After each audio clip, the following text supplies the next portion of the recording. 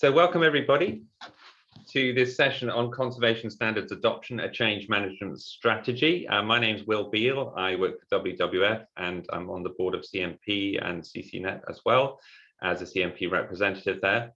Anita and Charles, would you just like to say hello as well?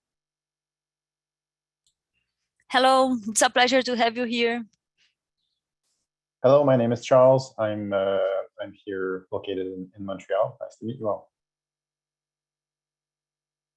Excellent. So let me just share the opening statement of land recognition that we've been saying at the start of sessions. So we acknowledge past, present, and emerging Indigenous and traditional custodians, elders, and ancestral spirits of the territories where we live and work. So let's get into the session. And here's the agenda for today, a brief welcome and introduction. And then Charles is going to go through the next part of presenting some draft product that we have to really support people, individuals, and organizations on how they go about change management for the conservation standards. So I think we know many of us in our roles, whether we're within organizations or we operate supporting other institutions, that being able to actually make change happen, to actually get organizations adopting, applying, implementing, using, get the infrastructure in place to support conservation standards to happen is quite a challenge. Some of us have been working on that for years. Others are just embarking on the process. So we can all be at different stages, and we'll share a little bit of our own stories. I hope people will be able to do that and also see whether those stories are reflected in some of the products that Charles will share with us.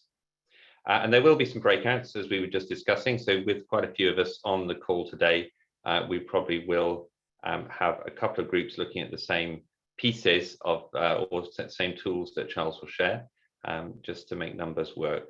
And some report back, so but we'll get instructions on that later. So that's probably fine and clear enough in terms of the agenda. So on the next slide, what we would just like you to do to get things going is maybe you could briefly share a couple of things about your name, your organization, and where you are or where your organization is in the adoption of conservation standards. So whether you're with an organization or not, hopefully you can just interpret that in a way that makes sense for you. Charles has put a link there in the chat, so if you could just pick up on that link. And we've just duplicated the slides across, so hopefully you can find a sticky somewhere. So yeah, I can see you're already at it. So go for that for a couple of minutes.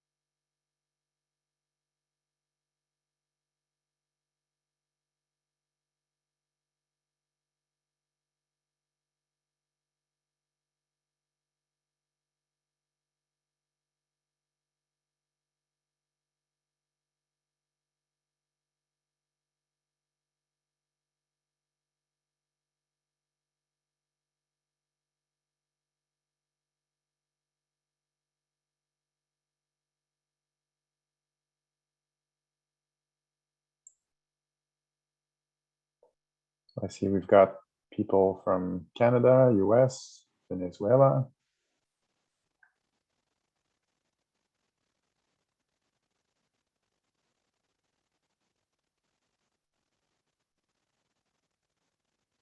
England.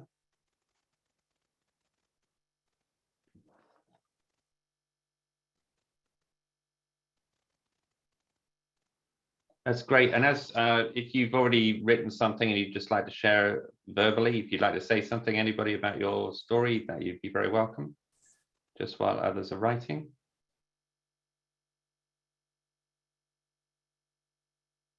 Just to say from my point of view in WWF, I would say WWF has tried to adopt the conservation standards. We have our own version in WWF called the Project and Program Management Standards, which is very, very similar, but operationalizes things in a way that works in our context. But of course, in a big network situation is variable and patchy sometimes. So some of you probably are from WWF on this in this group, and you can tell your own stories as to how it is where you are.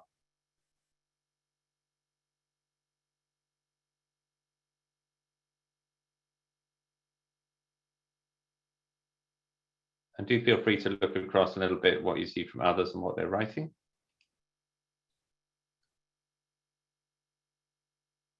Lots of people saying they're on a path, they made a start. Some people saying a bit like I was describing, that it's some programs, not others.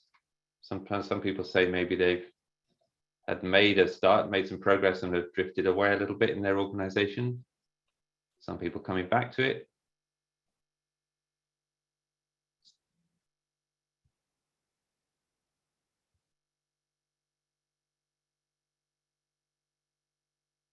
This is really interesting, actually.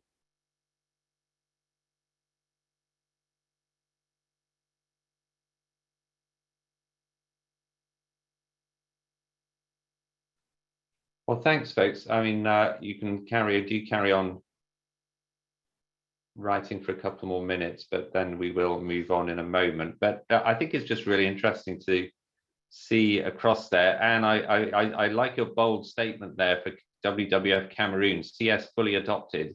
Excellent. I don't know if you feel confident enough to describe what that looks like. That would be marvelous.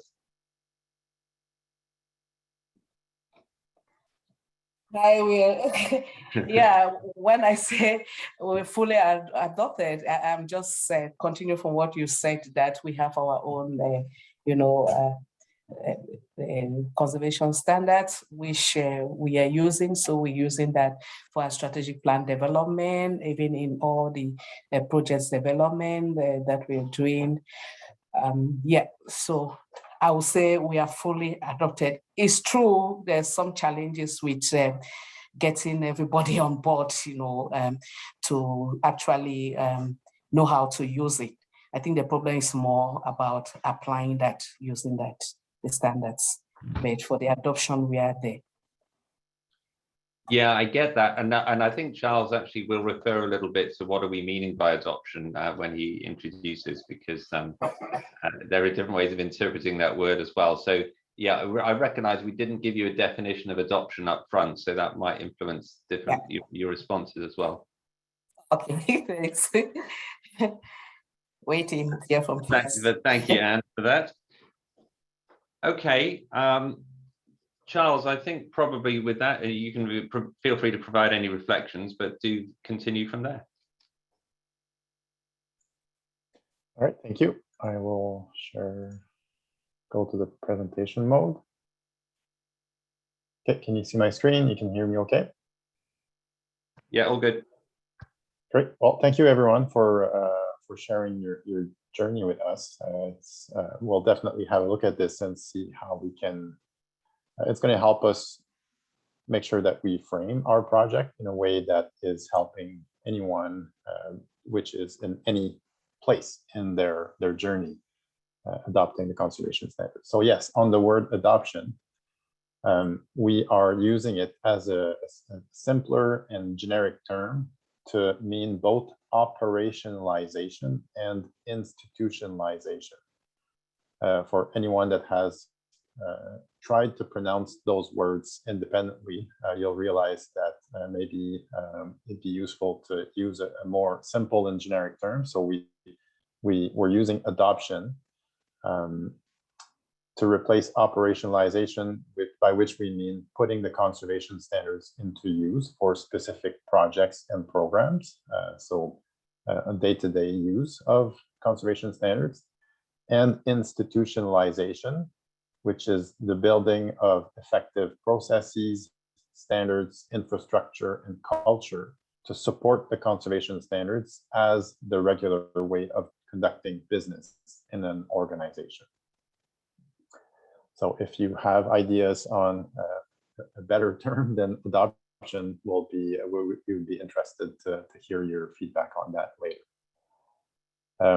So overall, this project aims to provide guidance material and tools for people that are managing the adoption of the conservation standards specifically within their organization, or just generally trying to improve conservation planning practices within their organization. So quickly, this project will help move along CMP strategic plan in a number of ways, but mainly it's aimed at supporting successful pilot testing of the conservation standards and providing motivations and incentives for individuals and organizations to adopt the conservation standards, as well as to provide good examples through case studies of organizations that have adopted the conservation standard. So just like to take a minute to thank everybody that's been helping out with this project for the last couple of months. So as you can see, we have a good representation from a variety of geographies and a variety of organizations. And yesterday we had the same session with the Asia Oceania group of the CCNet Rally. And again, good representation today from all of you. So first thing we did, we developed a vision for this project. Briefly, what we're trying to accomplish is to make organization-wide adoption of the conservation standards a manageable endeavor for pretty much everyone, anyone that has had at least basic conservation standards training. So it's a really hard task, but we're trying to make it not easy, but manageable at the least. So yeah, so we're looking forward to see if you think that we're getting in the right direction to delivering some products that will help us get there. So where we are at right now, so we've reviewed business literature on change management. We've collected a bunch of them. We also documented case studies. So both the change management literature is going to be quite generic, so it applies to any kind of situation.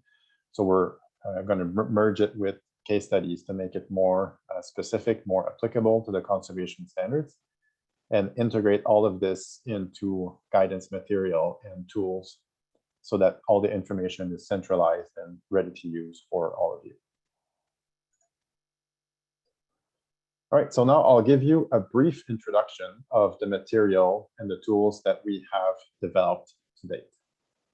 As we've said, the tools and guidance material that we are developing should be useful for organizations that are just starting the process of adopting the conservation standards, or also for organizations that are relatively mature, that have standardized their planning processes and adopted systems to document their plans, all the way to organizations that have been at this for a couple of years and are now champions and are consistently adapting their plans based on results and where processes are relatively well integrated across the organization. The material what we're developing should be useful for key individuals like yourselves that sometimes have only received basic conservation standards training, but who can also be experienced coaches. So I'm sure you'll agree that this is no small task to generate guidance for such a wide variety of individuals and such a wide variety of organizations. And we're here today to see if we're heading in the right direction to get this accomplished.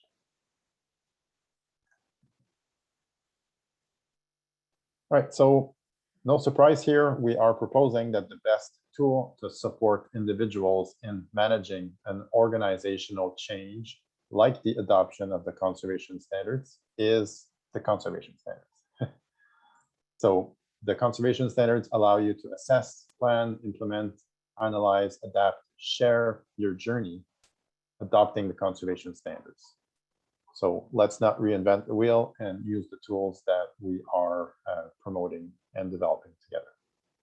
But just like any other adaptive management process, organizational-wide adoption of the conservation standards is not going to be a quick and straightforward process. project. It will not always go as planned. You will have ups, you will have downs. You're going to have many successes that will make you feel proud about your work and that you should celebrate. But you're also going to have challenges. And sometimes you're going to feel like you're going backwards. And that's a very important message that we're going to try to convey through the guidance so that people are, so that we're clear that if you feel like you're going backwards, it's not reflecting bad on you. It's just part of the process. It happens to all organizations. So do not feel worried. Generally, conservation standards adoption will take years, not months. With large-scale changes like this, it's neither possible nor desirable to precisely plan everything ahead of time. It would just be impossible to extrapolate from the current situation in your organization, understand all the implications of future decisions, weigh the pros and cons of all the relevant options, develop a specific action plan, estimate costs. It's just not going to happen. Okay, so instead, organizations should attempt to improve practices through a series of incremental improvements that will slowly but surely increase their maturity over time in adopting the conservation standards. At certain stages, organizations should pause and reflect, think about what they have accomplished, celebrate their successes, learn from their mistakes, and agree on the level of maturity that they want to reach, which is going to be different for all organizations. Okay? We're not all reaching for the same goals.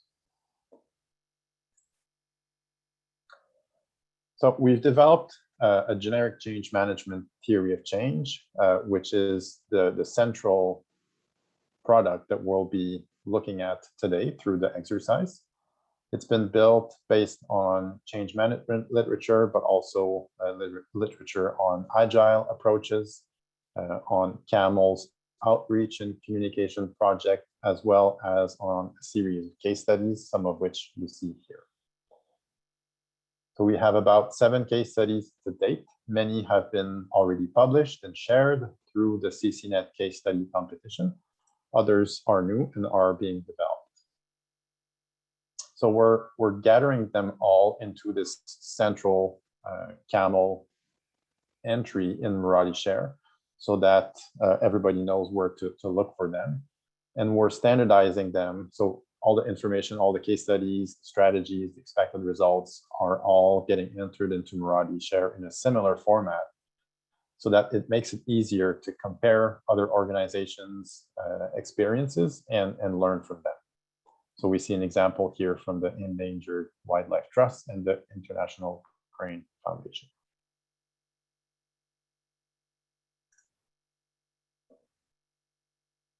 Okay, so what we're proposing, so this is a high-level view of our change management theory of change. What we are suggesting is that key individuals like yourselves that are managing the adoption of the conservation standards within their organizations copy this project from Marathi Share and use it as a starting point to plan their adoption. I'm just going to show you what this would look like. If I can. So if you go in Marathi Share, you log into your account, you go to your project, you access the CAMEL library. Then you click on projects and you search for conservation standards adoption. You should find this project, which I will share with you through the chat. So it's now, it's a public project, so everybody should be able to open it. And then we're providing instructions as to like how to use the project,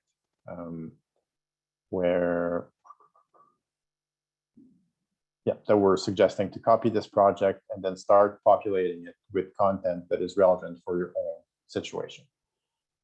So you'd probably go about like this, where you download the project and then you make it your own and you put it in your own place in Marathi Share. So that's one way of accessing the information developed through this project. another way.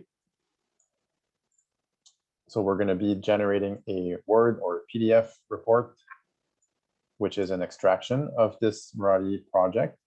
So if you're not comfortable with using Rally, then you'll be able to use this other product also.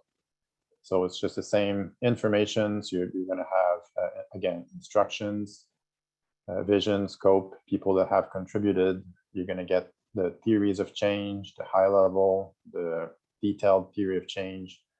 And then for all the expected results and the activities through your journey, adopting the conservation standards, you're going to get detailed suggestions or instructions in terms of what you should be aiming for. You're going to get links to exercise or other tools that we have developed building on the case studies. And then you're going to get information on like where we took this information from, so that you know, is it coming from change management literature or some specific case studies. And then you'll get linked to the case studies if you want to look in more detail at those ones specifically. All making sense for now? Right. Going back to the presentation. And just to let you know, we're going to have some time for questions, and feel free to start to add them on the chat or also save them for when we give time after Charles' presentation. Thank you. Take some coffee. Cold coffee.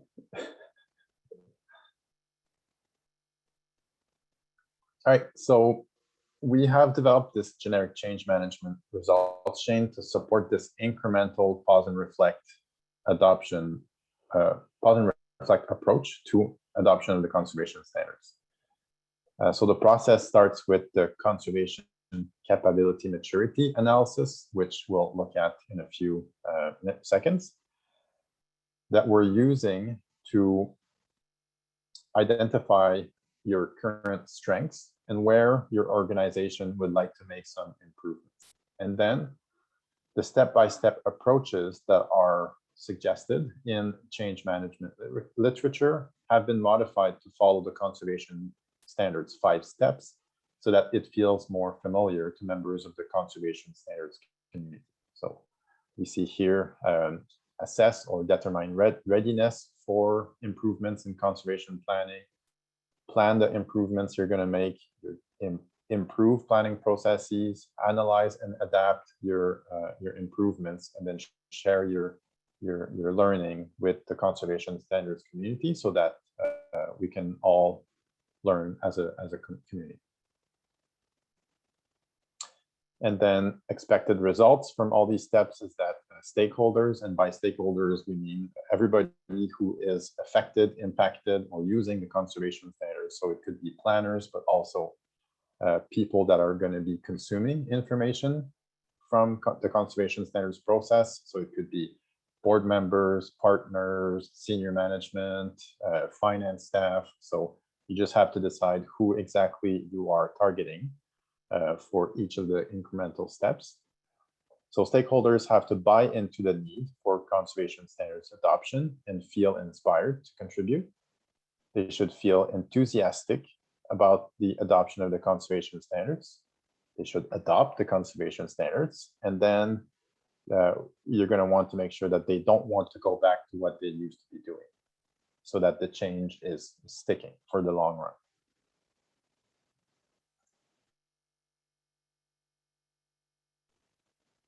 So I mentioned the capability maturity model, or CMM. So we're just going to review it quickly. So this tool was developed by Annette Stewart back in 2018. So the model shows 5 levels of maturity for conservation processes, each outlining the characteristics that apply at each level, so going from 1 to 5, and describe a path of improvement of planning practices, going from ad hoc immature processes where most organizations start, all the way through disciplined processes with high quality effectiveness.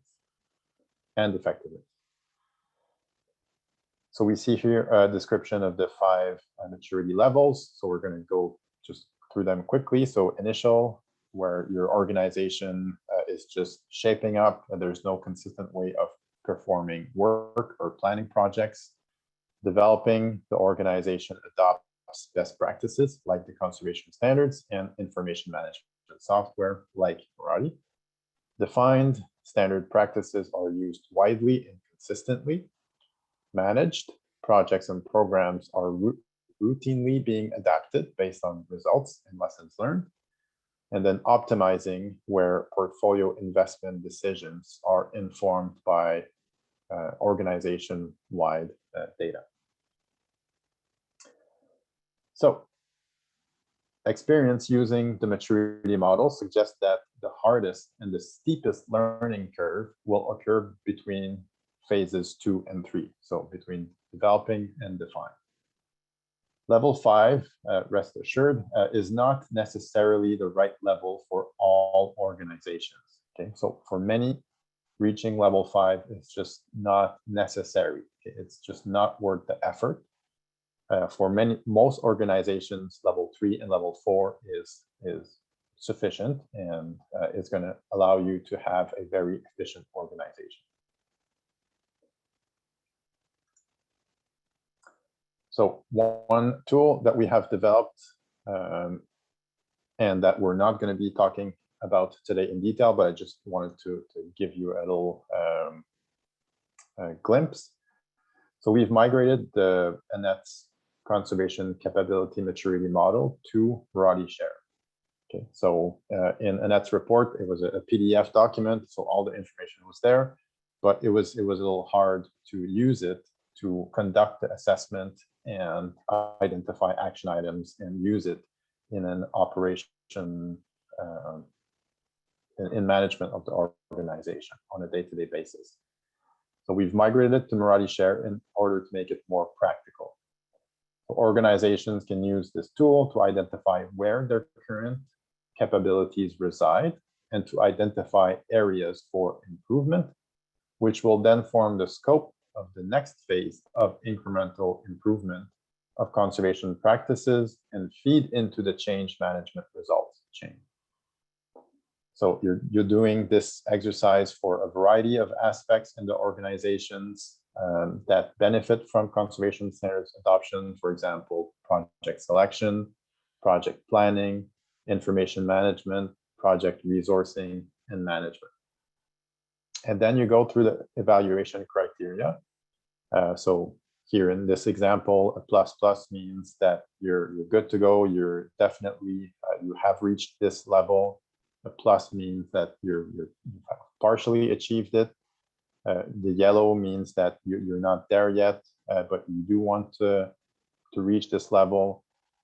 Red could mean that you're absolutely not there, but you are aiming to go there. And then an X could mean that this is not where you want to go. This is just too fancy for your organization, and you'd be happy staying at level 4. And then once you've done this exercise, then you can start planning your next phase of incremental improvement of your planning processes using this generic the detailed change management theory of change. So this should really be applicable no matter where you are in the conservation standards adoption. You should still be able to use the same results chains, whether you're just starting or whether you've been at this for a number of years.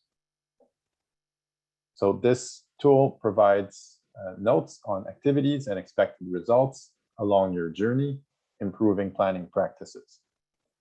In real case scenario, no one will rigidly follow all the steps outlined here, but people are expected to adapt it to their own situation, needs, and opportunities.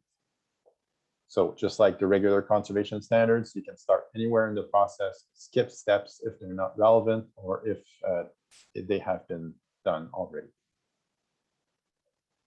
So this is really what we're going to focus on during the exercises. So I will give you a general overview, but we're not going to go in very many details because that's what you're going to be asked to do in your sessions, is to review some portions of this theory of change. So group 1 will have the top row, group 2 will have the second row, group 3 will have the third one, and group 4 will have the last 2 rows.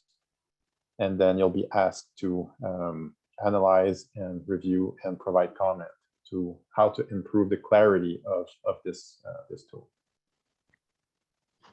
That's great, Charles. So can I maybe just, we can pause there a moment, because quite a few questions are coming through, so we can just to consider whether to pause and take some of these now or whether to take them in a minute. So should we just have a look at what we've got there as questions?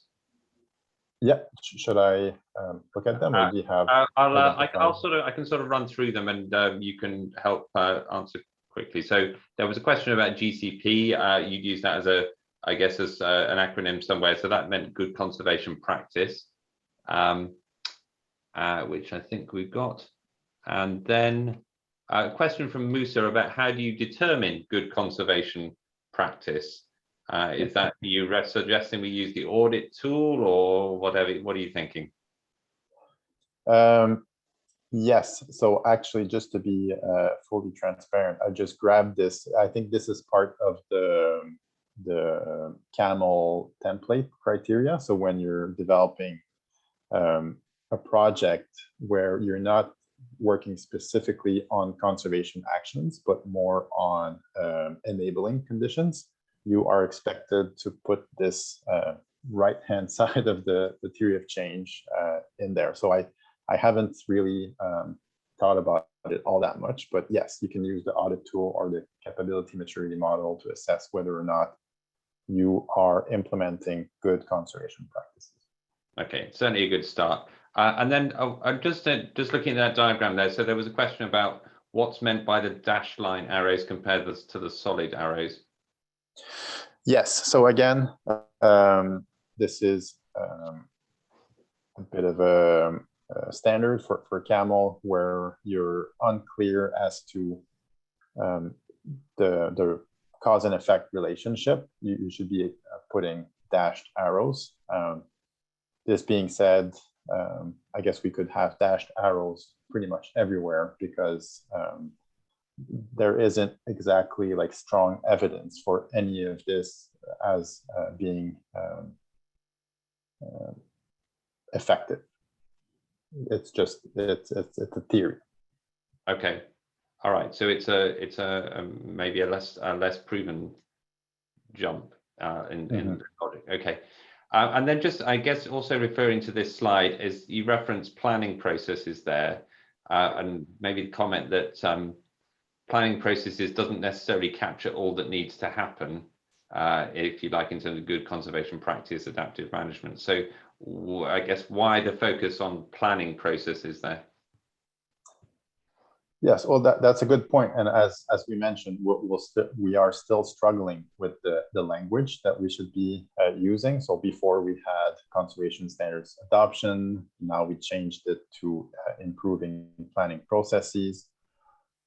So if in the conservation capability maturity analysis, we're breaking processes between like core design implementation of conservation projects and programs, which are the processes that most of us have more influence on. But of course, there are all the other processes, business processes like finance and strategic planning and IT, that are supporting the conservation standards and that the conservation standards can support. But most of us have less influence on those processes.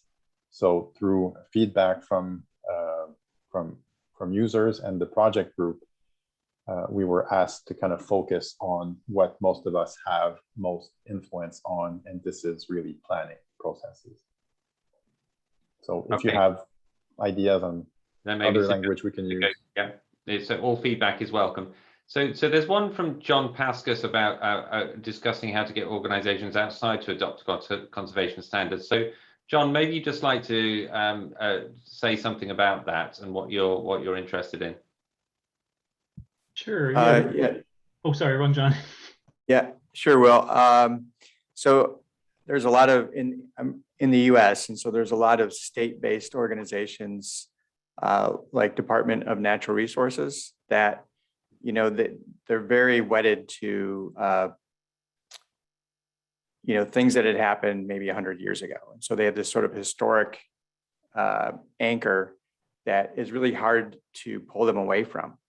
And I was just wondering if there, you know, that just seems like a great group of organizations to try to influence and get them to adopt something similar, if not the conservation standards. And I'm sure this is similar to other countries as well around the globe. So I just was thinking more in terms of trying to have impact rather than just focusing on the organizations that we all work for. So how to influence other organizations in adopting conservation best practices? Yes. Yes, so it's as you'll see, not sure which group you're going to end up with, but if we go back to the detailed theory of change, I'm not sure if you see clearly, but on the top here, there's an activity to make sure that from the very beginning you learn from others. So when you're initiating your own process, you should be bringing in organizations or people from other organizations so that you learn from them.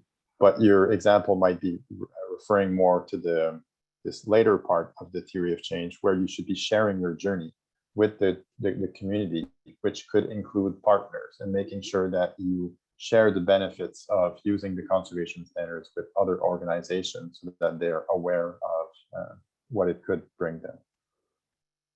Not sure if that's helpful. I mean, so that sounds like part of the response. I mean, clearly there are broader questions, and some people do refer to them in their comments about different sorts of approaches that exist out there, and whether those are competing with the conservation standards or sort of mutually supporting and got similar principles around them. And it's true that a lot of our messaging, we need to be quite thoughtful about our messaging as supporters of the conservation standards as to what we're saying. We think these are broadly in line and represent good conservation practice in a similar way, or some other things we may say, well, we may have views on as to whether they're, you know, really supporting or not. So it does sound like, John, a broader institutional question that we can, in terms of any particular organization influencing others, is only part of the story. But more broadly across, I guess, CMP, CCNet, we do try to get the conservation standards seen as the kind of default sector standard, if you like, but it doesn't mean that that's the way everybody would necessarily see it, perceive it, accept it. So that's quite a big question for sure.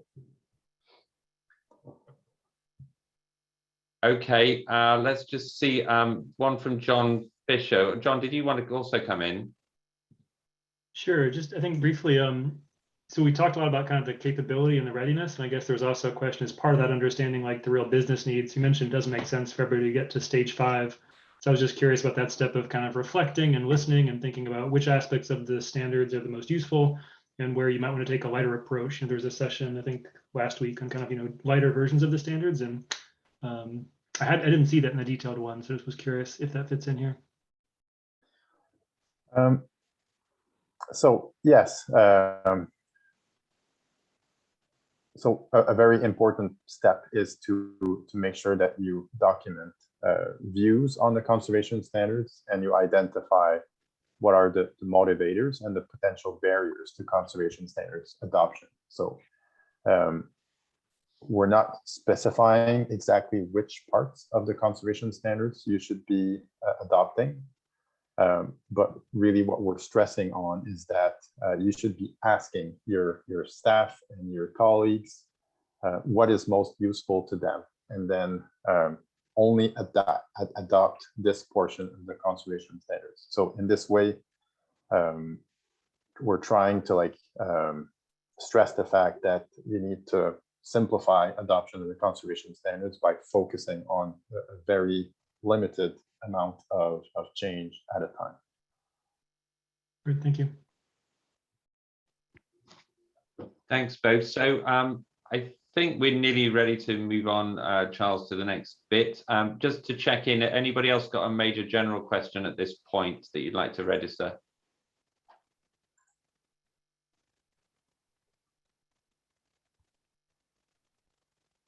Okay, so plenty more time to raise questions and have discussions here. So Charles, I guess you can move on. Great, thank you. So now, yes, I'll switch to different slides just to show you what you're going to be working with during the exercises, and so that you're aware that what other teams are going to be working on also, because you're going to be focusing on one portion of the results chains, but then other people will also work on the other portions. So don't hesitate to kind of move back and forth between this slide and the slide which you're going to be focusing on. And also what you're going to be seeing in the slide is just the visual, so the strategies, the results, and the activities.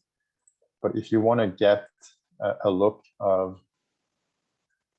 at the details that are incorporated in each of the factors, you're going to need to go into Meraki Share, into the project, go to the theory of change, to the second one, A2 detailed change management theory of change, and then you can zoom in to the portion of the results chains that you'll be working on. And if you hover over any of the boxes, so the activities, the results, the strategies, you're going to get much more details on the guidance that we are providing that is associated to all those factors. So those details are not in the slides, but you can have a look at them on a different screen if you do have a different screen. But during the exercise, the way you're going to be interacting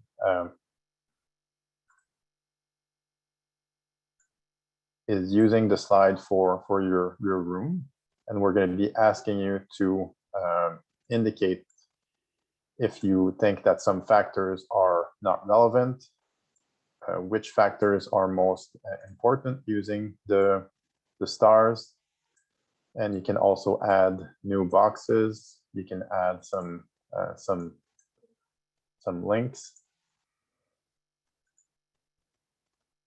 And there's also more specific questions at the bottom of the slide where we're asking, are there results or activities that should be removed? Are there results or activities that are being missed? And what are the top results or activities that we should focus on to develop guidance and tools? I'll just undo all of this.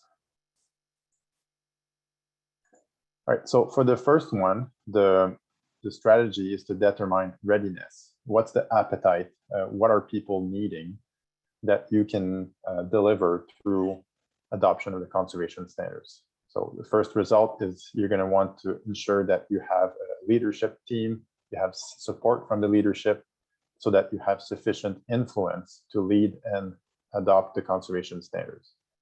You're going to want to put together your project team to ensure you have sufficient capacity and knowledge to lead conservation standards adoption.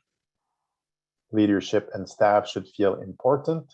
You should listen to them. You should document their views, their opinion on the conservation standards, so that you can identify motivators and potential barriers. And you need to study other people's angle carefully so that you can develop the scope of the improvements that you're going to bring. And this way, stakeholders will understand the benefits that those improvements will bring for them. And then they'll feel inspired to contribute. Next portion is for planning improvements in the in the planning processes, where your team needs to have a clear idea of what needs to be done to get to the desired results. This way, staff, later on, staff will see their needs being addressed and will feel less worried about the changes that are coming and feel enthusiastic about the conservation standards. Charles, before you go to room 3, there is a question to be made by Caroline.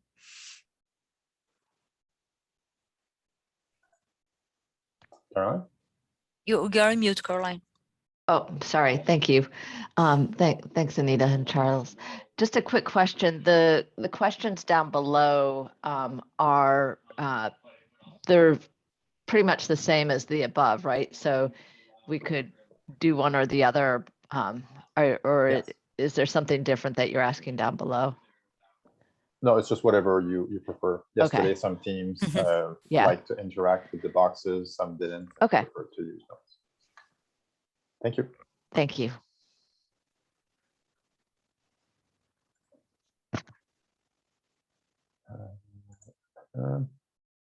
I think you are starting 3. Yes. Okay. So for planning, so stakeholders, again, staff members, leadership, partners need to retain the necessary knowledge and skills through training.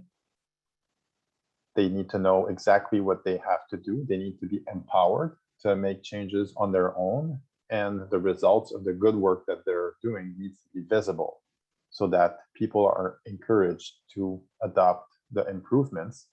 And ultimately, you're going to try, this is going to help you bring along the people that are resisting to adopt the conservation standards. And then last, once you have done one increment, you go back, analyze your improvements. You learn from the experience. You learn from what people have liked, what they didn't like, what went well, what didn't go so well. And then you put all of this into work processes, define work processes and information systems that are aligned with the conservation standards, ultimately changing the social norms so that they're consistent with the conservation standards. And then ultimately having organizational use of the conservation standards being continuously adapted to bring on new tools and approaches, solidify all of this so that people don't want to go back to what they used to do. And then finally share your learning so that whatever you have tried that has worked is shared and replicated elsewhere. So that's the general overview of it all. Again, you're going to have time to dissect and analyze all of this during the exercise. Any other questions? That seems relatively clear. You know what you have to do.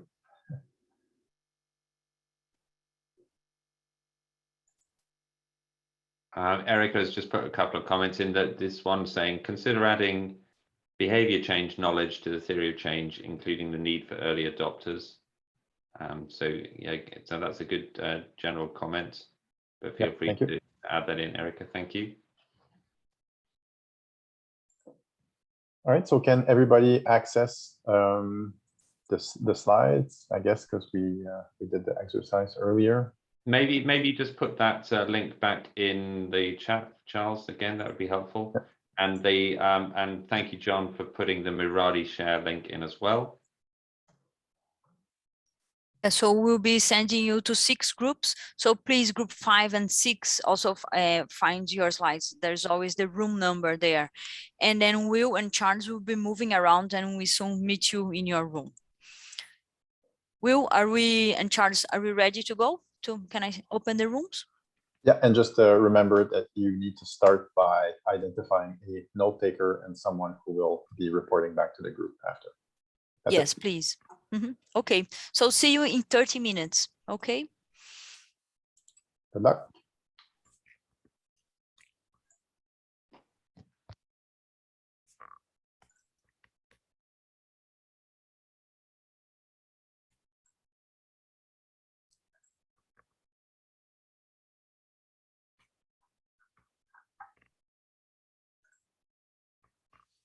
Will and Charles, my suggestion will be for for example, Charles starts to go from 1 to 6 and Will starts 6 to 1, and then we make sure that we are covering all.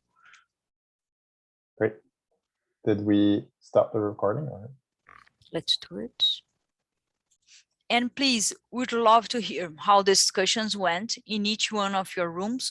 So we are going to start with room 1 and 4, because both of these rooms took a look in the first part of the theory of change, the first results chain. So please, I will ask room 1 to express the ideas, and then room 4 to complement and add any idea that was not said by group 1. So from group 1, who is the reporter? That's me. James. Perfect, James. All right. Boy, we had a very lively discussion. So you can see on in the Google presentation, there's the box understand business need for CS. That's one thing. Oh, where is I got my screens messed up here. Great. And under one of results activities to be removed, we're talking about the feeling of urgency. We're wondering a little bit about if that's the right phrasing, and we're also wondering about the timing of that. Like, should people feel like it's really urgent, or is there room for people, to go slow and build trust? And which should really come first? Should capacity building come first, or should the sense of urgency come first? Overall, there was some confusion about who's doing what with whom, exactly who are the stakeholders at leadership. Seems to be different ways to think about this as far as the phrasing. Another thing in step 5, the idea came up that we should take advantage of capturing innovations and adaptations that people in our team come up with that help us to adapt conservation standards to our particular situation, or even things that come up that the smart people in our teams might come up with that could actually improve conservation standards. And then another issue that came up, or idea, was to emphasize the role of influencing social norms at the organization level and across organizations. So I'll stop there. I don't know if anybody on the team wants to chime in with anything else that I didn't say very clearly. Thank you, James. Okay, so I see no one else is speaking in number 1. So let's go to room number 5, please. I made a small confusion. And who can complement what James presented? Was there anything differently that you thought, or anything to add regarding the part 1 of the results chain? Yeah, I think I guess it's similar to their first kind of observation that you need to understand the business need for CS. We kind of captured or built on that idea of like there needs to understand that there's something better exists than what they're currently doing within the organization. So a desire to improve and be willing to take on such a big system to do so.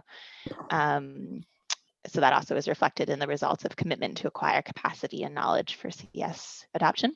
We included activities about identifying champions, and then managing expectations actually came out twice in this results chain as an activity that needs to happen. We also talked about activities that would like gather case studies to support result number 4 for those barriers.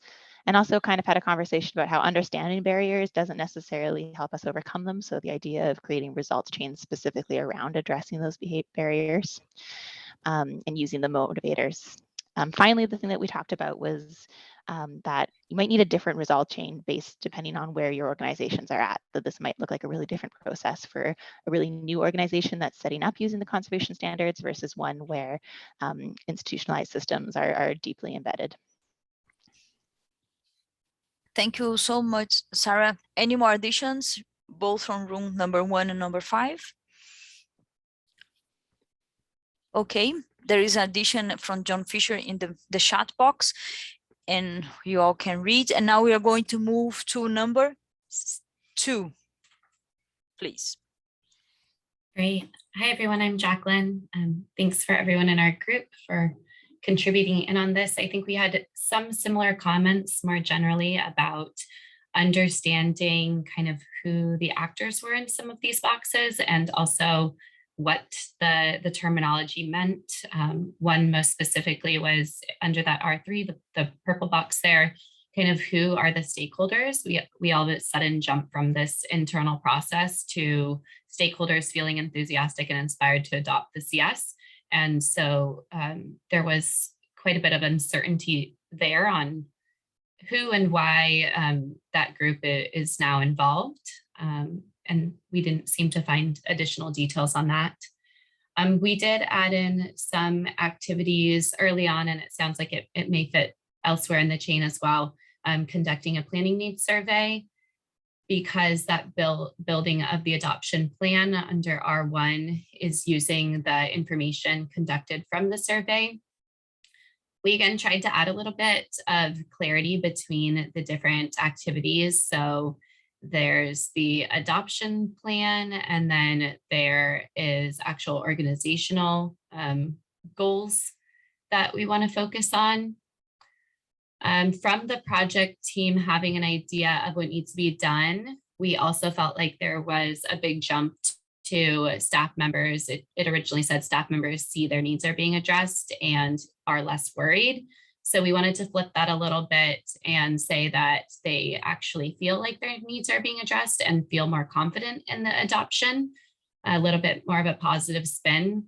And we also recognize that you're probably not going to have, right, have everyone adopt at the same time. So I think we could have built it out into even more boxes as we discussed, but we talked about how like conservation standards champions and early adopters might be in that first stage. And then hopefully one of the big pushes you'll need, especially if you're in a hierarchical organization, is having the higher ups to adopt and promote the conservation standards. And an activity would probably be to engage those holdouts and in different kind of one-on-one sessions to understand their concerns before we can get to that result of kind of everyone, or hopefully everyone, feeling that their needs are being addressed and want to adopt them. You can see we did add one red X, and we just felt like some of that could have been added to details of activities instead of an actual kind of action itself. So unless anyone from my team wants to add, I think we'll leave it at that. Thank you so much. Very good to see. We had a session yesterday and more ideas are really coming up. So very, very good to see all these contributions. Now we are going to room number 6, and then room number 3 will complement. Please. So room number 6, who is David, please? Yes, that's me, Anita. Yeah, thanks everyone. We had some really great discussions. There were 4 intermediate results there. We put stars against them, saying that generally we agree with them. Except we feel that there's a massive leap of faith between results 3 and results 4. So result 3 is stakeholders encouraged to adopt the improvements. And if that happens, then people that are resistant are subtly brought to change their mind. We felt like there's no ways that can happen without a lot of other intermediate results needed. And one of the main ones we identified there was, some barriers towards the conservation standards are removed, whether that be funds or stubbornness, or again, just a lack of understanding. We feel that there's an enormous leap of faith there in that assumption that R3 will lead to R4. Now we understand that there is a link to R4 from another part of the larger results chain, which is fine, but we feel like there's quite a lot that needs to still be unpacked in that particular link there, which is why we've got that red X between R3 and R4. And then our discussions took quite an interesting turn, that we generally felt that as a whole in this entire theory of change, there's nothing really about the actual implementation. And we had quite an interesting discussion on, that if we keep planning and planning and planning, plan till we're blue in the face, doesn't mean anything's going to be implemented, which is then we came back to the actual strategy itself and said that maybe we need to change the thinking of the strategy to something about implementing rather than just improve planning. So that's something that came out quite early on in our discussions, and we're going back and forth. And then it also evolved into, well, if we want to implement and we need buy-in, even from a wider range of stakeholders, is how do we get actual decision makers, so government organizations, government departments, to get behind conservation standards? How do we get them to buy in? And we talked about getting case studies done, and the lighter conservation standards, get an entire product ready to pitch to these government departments, that then that can then naturally emanate into the non-government organizations and those that help improve the status of species, whatever your target might be. So we did the exercise, and then we went back and said, well, we actually think that this strategy needs a lot of thinking and quite a bit more work, because we are concerned that there's nothing really in here about actually implementing. And this is where we see hangups even within organizations, that we got a lot of good plans and not a whole lot of implementation. And we think that that could be a bottleneck. So maybe the strategy as a whole needs to be thought about a bit more. We put some more notes down there, actually quite a lot for the organizers to have a look at, which you can also dive into and get back to us. But yeah, interested to hear what the other group that looked at this thought of. Yeah, anyone else from my group, anything that I didn't cover effectively, please let me know. Thank you very much, David. Anyone from his group that wants to contribute? Okay, so we go to room number 3 now to complement and bring any new idea, please. Who is the person? Tanya, I please. took a note, yes. So I guess I'll talk, but please, anybody from my group, jump in. We mirrored a lot of what David's group said. We thought there is a huge assumption between R3 and R4, even with the acknowledgement that there's motivators that are being talked about in a different part of the plan. Most of our talk was really about, we thought that maybe there should be another section added after R2. So you split into two, there should be like R3A and R3B, where we look at people that are willing to adopt and people that are more resistant to adopt. And that these, the actions under R3 are actually more like stakeholders encouraged to adopt the process. They're more like assuming that there's resistance. So they should be more for people that are resisting and not everybody, because there will be some people who aren't resisting, right?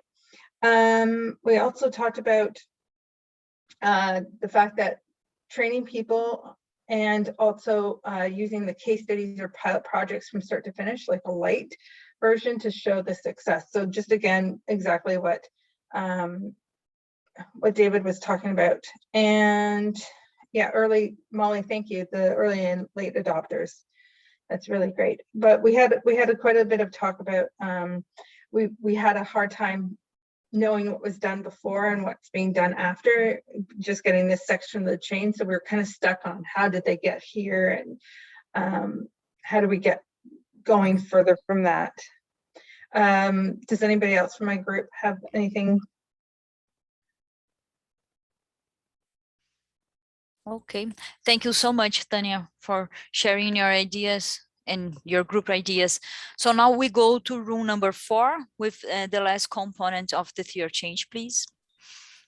And then after that, hi Claire, come in. So the rest of my group, feel free to interrupt me or contradict me or add to this disclaimer. I'm going to start with the little yellow stars. So we felt that result 2 is absolutely critical to make sure that your systems and processes are in place and they are aligned with the conservation standards. We also felt that analyzing conservation standards adoption and those indicators is essential. If you really want to track and show that you're having an impact, you really want to make sure that you are monitoring those indicators and you are adapting your plans. And then our star at the bottom there was about root the conservation standards into organizational culture.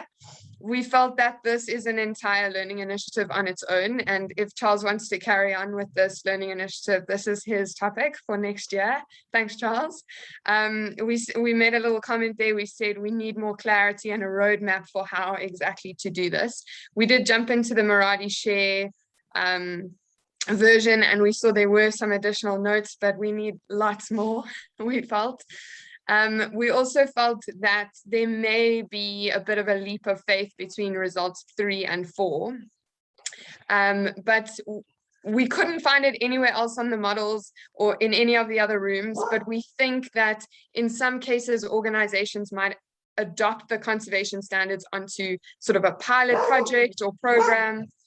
Sorry, my dog is getting excited. So you might start with a sort of pilot project or program and then expand it out into the rest of your departments or programs. So we didn't see that anywhere else on the, just hang on 1 second. So good to see that we even have a mascot for our session. Yeah, so obedient. So we felt like we might want, if it's too loud, I'll mute and someone else from my group can take over. But if you can still hear me, I'm just going to carry on. So we felt that having an additional result related to expanding the conservation standards to other departments or programs within your organization might be useful. We also thought about the very end of the theory of change, which you can't see in any of these rooms, but you can see it in Marathi Share.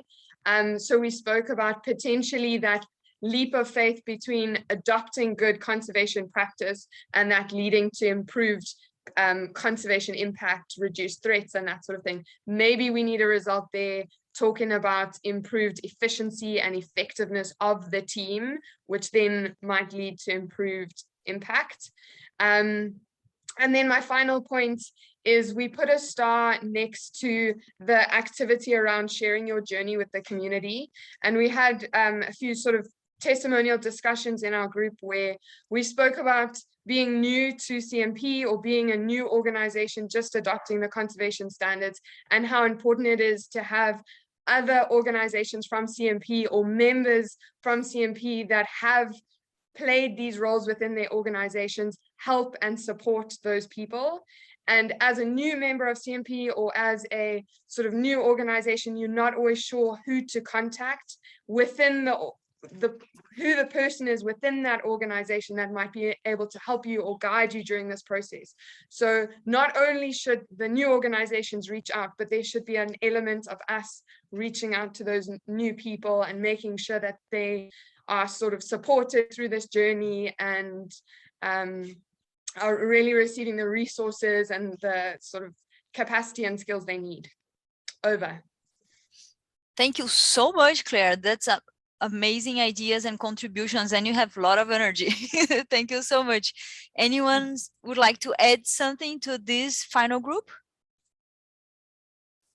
Okay, also the PowerPoints are still there. You can have access. You can add any additional comments, just feel free. And over to you, Charles and Will.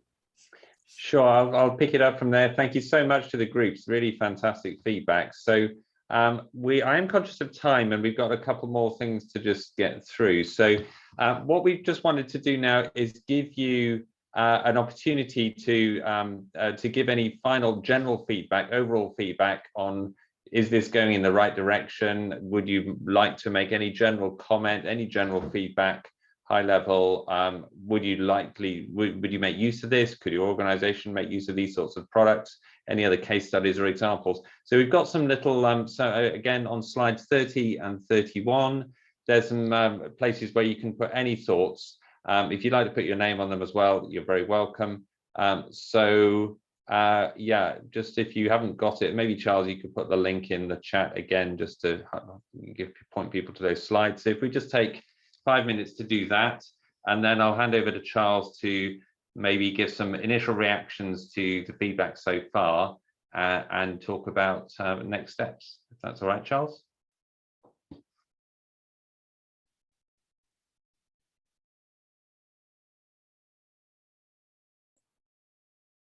Yes. Do you want me to do this while people are typing, or just give people? Let's give people a couple of minutes to just type, and you can just maybe you can just look across and see what sort of feedback you've got, and obviously bear in mind the feedback that came also from the various discussions about results change. Feel free to reflect on that. I would suggest. Yes. There was well, the odd comment in the chat as well, so picking up on that too. Yeah, if I'm not sure if I'm going to get the summary of the chat at the end of the meeting. So maybe if people have put comment in the chat, put them in those overall feedback. We will download the chat as well, so you will get that. You. But yeah, it's useful to put things on this board too. Yes, I think this is very, very useful feedback overall. Thank you for all. It's as you realize, it's still a draft product, which is why we wanted to get your feedback now before it's too late. So as you know, the deadline for delivering this product is or this project is December 10th. So I still have plenty of literature and case studies to go through, and having your feedback early on like this will make sure that if anything major needs to be corrected, I can make them now rather than later. So thank you.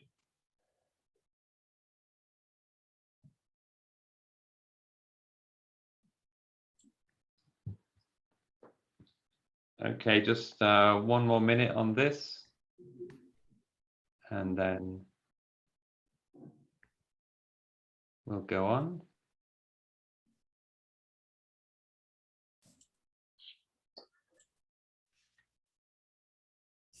I see a comment about providing a roadmap or how-to guides.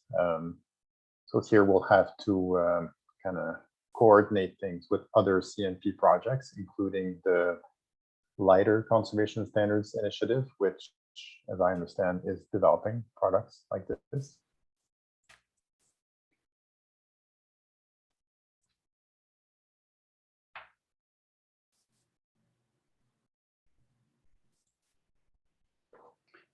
Okay, folks. Well, I do feel free, if you're just finishing off your post-it, your notes there, do just finish those off, and we'll leave the board open for a little bit as well. So Charles, maybe you'd just like to come to final wrap-up conclusions and next steps. And then just to say, everybody, I mean, if anybody does want to stay on at the end of the call, just have a little bit of a little bit more conversation. I think Anita, Charles, and I are still around, so you're welcome to do that if you want to stay on for a little while. So Charles, over to you. Thank you. So yes, like I mentioned, I still have lots of work integrating case studies and supporting material and literature. We will also send the draft report later on in November. So you're going to get the word extraction of all the results and activities and the results chains also. So that's going to give an opportunity for people to comment on the finer details of the guidance. We'll be submitting the how-to manual to the guidance review committee. So we'll get feedback here as well. And finally, there will be a CMP mini webinar later in November, where we'll be presenting the final or almost final products and getting one last chance to get input before we deliver the final products on December 10th. So you have my email here if you want to send me case studies or reference material that you think should be useful.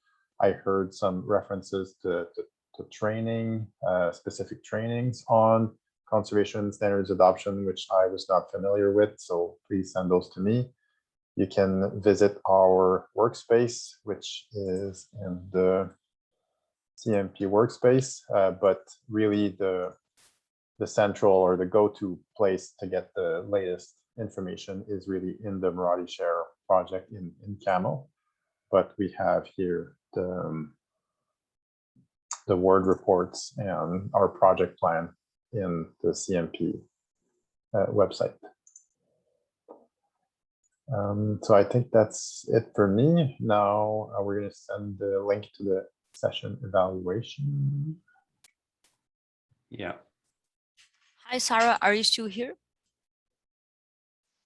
I think I'm here, yes. Do you want to yes. promote it, please? Sure, everyone, and I'll send the link again in the chat. Please, before you leave, if you don't mind, just taking a few minutes to fill out the session evaluation. This really helps the rally organizers understand what went well, what could be done better in the future, and especially since this is our first time doing the rally virtually, we really would like feedback on that. So really appreciate your input. It'll only take a few minutes.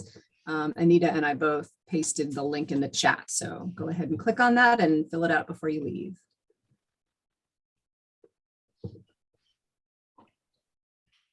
All right, thank you, everyone. Really appreciate your time and input. So I guess we'll be staying for a couple of minutes if you want to stay on and chat more informally. And thank you, Will and Anita, for your support in this preparing for this session. Thank you, Thank Charles. you. I will Thanks, stop everybody. recording.